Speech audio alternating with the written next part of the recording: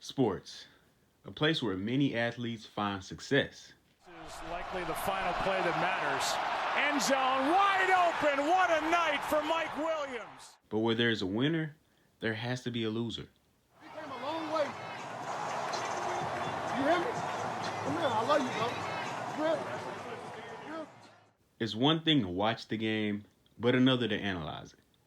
Let's talk about the numbers. You ready? YouTube! What's going on, man? Back and give another video. It's your boy, Numbers Fan Jay. And we are here with the finale to Football 101. I thank y'all for rocking with me. I thank y'all for sharing this video, for liking, for commenting.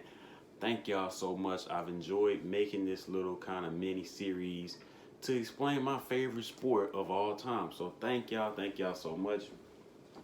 And I don't want this video to be too long, so we're gonna go ahead and get into the content of this video. So class, you've made it to the last class. Welcome. I want to start this off by saying, of course, we're gonna be talking about the most common penalties in the NFL that you need to know about.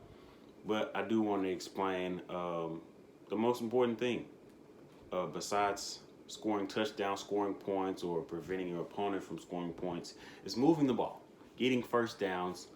And I haven't really covered it. I can't believe I waited this long, but there are 4 downs to get 10 yards.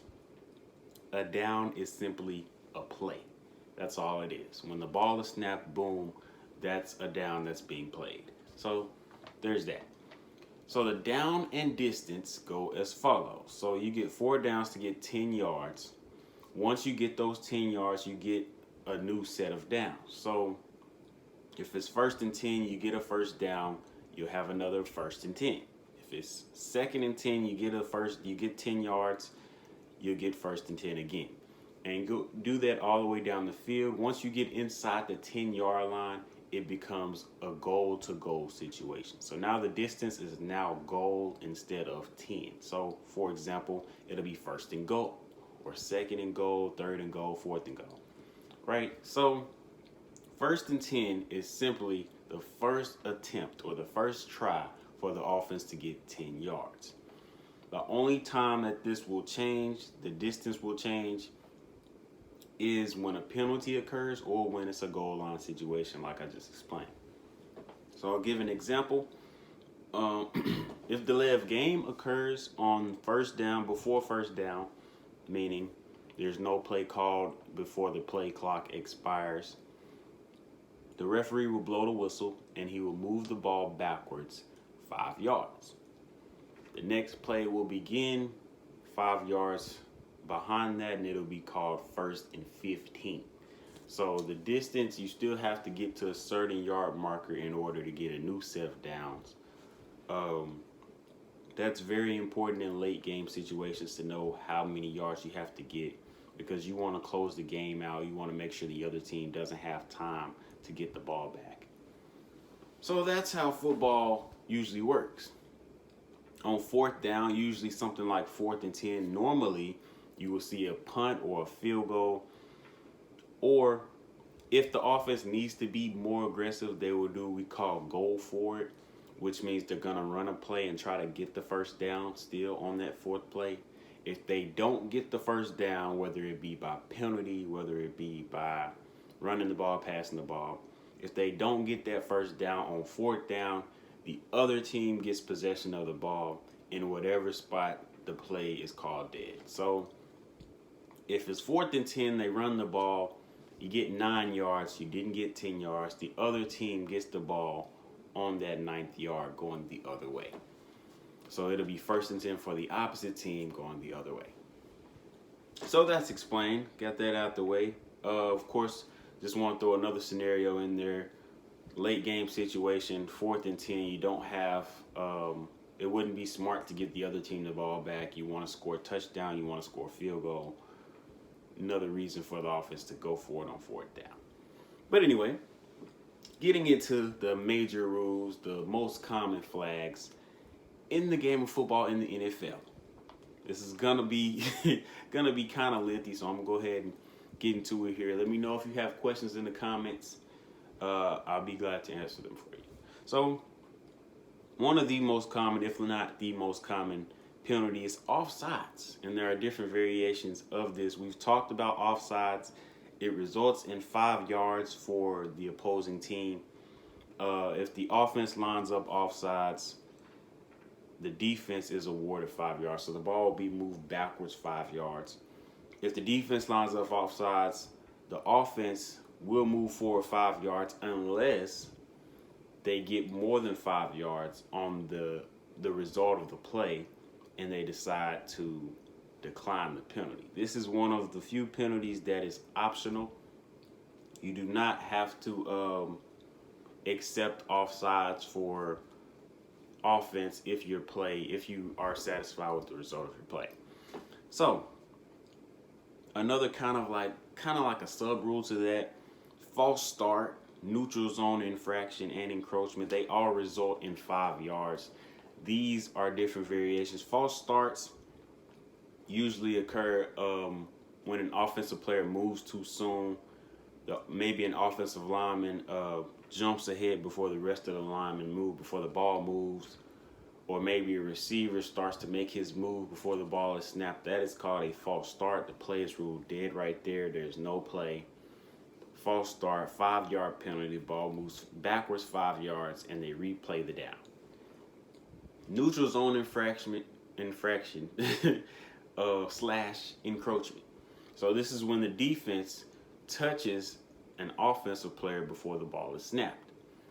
Neutral zone infraction simply means that they crossed too far inside of the ball, or they went too far ahead of the ball, made an offensive player move, or they were just at too big of an advantage. This will also blow the play dead. 5 yards will be rewarded to the offense. So first and 10 will be turned into a 1st and 5 if that happens for the defense. So there's that. Of course, there's also illegal formation. That's less common, but pretty much you have to have, like we talked about, you have to have 7 people on the line of scrimmage. And there are different this is one of those weird rules you don't really know as a fan watching the game when there's an illegal formation until after the play, and they go back and show you, well, this guy was in the wrong spot. He has to be here. But we'll let that be. Holding is a 10-yard penalty. It results in a replay of downs. Holding can be called on the offense or the defense, and there is an option to decline or accept this penalty. So on offense, it usually happens on the offensive line. So defensive line, the play starts, the defensive line is trying to get past the offensive line, and the offensive lineman is holding his jersey, not allowing him to run around or not allowing him to get off of the offensive lineman to make a play, whether it be a running play or a passing play. On defense, it usually occurs in the secondary, but it can also occur on the defensive line. Want to jump back real quick. Offensively, receivers and tight ends can also hold, even quarterbacks if they're blocking. Just whenever you have a handful of the defender's jersey, not allowing him to get off of you and make a play, it's holding. Happens a lot in the NFL. They usually only call it when it's blatant and obvious and when it's clearly affecting the play. Every now and then they'll call holding on the opposite side of the play just to let these players know you can't just hold somebody, right? Going back to the defensive side, usually, like I said, usually happens in the secondary. Receiver comes off the line. Maybe he gets a step ahead of the defensive back. Defensive back grabs his jersey from behind him or from the side, or prevents the wide receiver from being able to cut outside or inside. It's usually called holding. That results in 5 yards for the offense and is an automatic first down. So a 4th and 10 can turn into a 1st and 10 when your defensive back is holding a receiver, right? So this usually occurs before the ball is thrown. Like I said, this can happen on the defensive line as well. The defensive lineman can hold the line, the offensive linemen or tight ends or receivers, keep them from getting blocks on the second level in the secondary. So it does happen. Next rule we're going to talk about pass interference. Pass interference. This is a spot foul when it's called on the defense. If it occurs in the end zone, the ball is placed on the 1 yard line, and it's literally what it sounds like. So the ball has been thrown, and the defender is still, let's say he's still holding on. After he gets the holding call, he's still holding on to the receiver. The ball has been thrown. He has a handful of jersey, or he grabs an arm, he grabs, a leg, anything that he grabs that prevents the receiver from being able to go up clean and make a play on the ball is called defensive pass interference. Offensive pass interference, usually a little bit less common, but it does happen. It is a loss of 15 yards and a replay of down. So, for example, you get offensive pass interference called. Your receiver is going down the field, ball is thrown, the defender is playing them clean. The defender is about to get an interception possibly, and you see the receiver kind of tackle him or kind of pull him away from the ball. That is offensive pass interference. So when the ball is in the air, you cannot grab your opponent unless the ball is tipped at the line of scrimmage. If the ball is tipped at the line of scrimmage, you can then grab, you can hold. We've seen it before. A very heady play by the players that do it, that know the rules, that you can hold a player after the ball is tipped, because then the ball is really up for grabs, literally. So there's that. Unnecessary roughness. Unnecessary roughness, another big rule. This is a 15-yard automatic first down if it's called on the defense. So let's say after the play occurs, a defender runs full speed into somebody on the opposing team's sideline and hits them purposely. Flag will be thrown. All right, that's 15 yards. So no matter what down it was, it could have been first down, second down, third down, fourth down. No matter what down it is, you get a new set of downs if you're on offense. So 4th and 18, you get an unnecessary roughness penalty. This is why we'd be so upset at our teams when they do stuff like this, because now you just gave them a whole nother opportunity to score, another opportunity to run the clock out, etc., etc.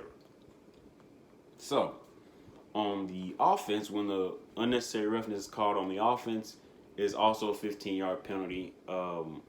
It really just depends. If the play is over, then it'll just be 1st and 25. If the play, if it happened during the play, replay the down most times. But other ways that unnecessary roughness can be called: roughing the passer. This is when the quarterback is hit after he throws the ball. He's hit in the head. If he's hitting the head at all, that's roughing the passer. That's 15 yards as well. If he's pulled to the ground, if you land with all of your body weight on top of the quarterback, that has been implemented very recently as unnecessary roughness. That's also 15 yards. And it was pretty much put in because we saw a lot of quarterbacks going out with injuries from being landed on by these big 300-pound guys when they can possibly pull off. They can possibly just hit the quarterback and let him fall to the ground. They're big enough to just hit him and he'll fall on his own most times. Now, there are some bigger quarterbacks that don't go to the ground that easily. Cam Newton, Josh Allen, Ben Roethlisberger, etc., etc. But anyway, getting on to the end of the major rules, intentional grounding. This is one of the more harder to judge penalties, but I'll try to make this as clear as possible. Intentional grounding occurs when the quarterback is not outside of the pocket and he throws the ball too far from the receivers. So the pocket, which we haven't really went over, the pocket for the quarterback is the end of the line of scrimmage. The end of the offensive lineman. So this is the right tackle and the left tackle. When they come back to block, the quarterback has to be either all the way outside the right side of that right tackle or all the way outside of the left side of that left tackle if he wants to throw the ball away. Why would he throw the ball away, Numbers Fan Jay? Well, this is because the pass rush may be coming. The defense may be coming for him. He doesn't have any receivers open. He doesn't have anywhere to run to save the play, to gain any positive yardage. So he wants to throw the ball out of bounds, or he wants to throw the ball where no defenders can have a chance to make a play on it, and he doesn't want to take a sack. He doesn't want to get tackled behind the line of scrimmage, lose 10 yards, 12 yards, trying to make a play. So that's why he would throw it away. Now, if this rule is broken, let's say the quarterback is inside of the pocket and he throws the ball out of bounds. Flag is thrown. He has now lost however many yards he was when he was throwing the ball out. So let's say if he was 10 yards behind the line of scrimmage and he threw the ball out of bounds, the next play will be run. It will be a loss of down, and it'll be however many yards that he lost. So 10 yards behind the line of scrimmage, throws the ball out of bounds.